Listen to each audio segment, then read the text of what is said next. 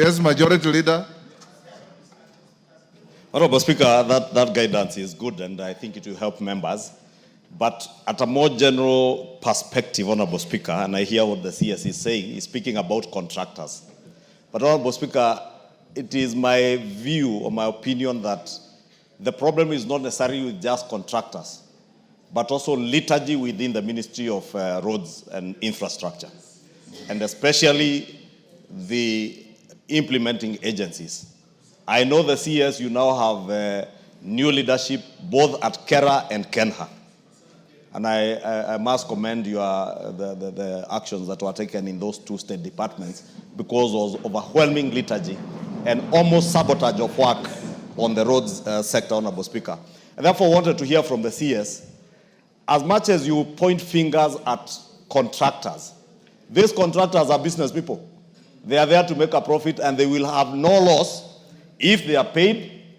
They mobilize a bit of infrastructure on the ground without work being done and wait for the next certificate, to issue the next certificate after doing a bit of works.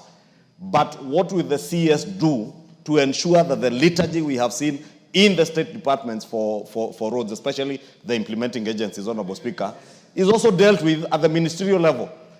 A policy direction on your acting director generals at KeNHA, KeRRA, and the substantive Director General at KURA, to make sure that they are taking personal responsibility to ensure that work is ongoing. Because CS, it cannot be you and the PS supervising contractors. Yet you have Director Generals, you have regional managers, both for KeRRA and KeNHA, and KURA, they are engineers. Honorable Speaker, I had a meeting with the CS earlier on other issues, and I was just pointing to him. This morning I came from my constituency to actually do the day-to-day supervision of works. For a small road, I think 500 meters being done by KURA, the officer who was sent there by the DG KURA had no idea where the road is.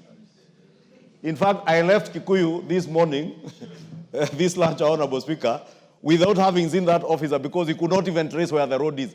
But that is a person who is charged with supervising that work, Honorable Speaker. And therefore, I want to hear what the CS has to say about liturgy within the State Department, because that is a fact that we cannot run away from. These members, Honorable Speaker, have a personal touch to these roads because they involve their members, the members of the public that they represent. And they are the ones who take the flak. Therefore, CS, if you need help from members of parliament to supervise these engineers for you, please ask us to help you. We will help you to supervise these engineers.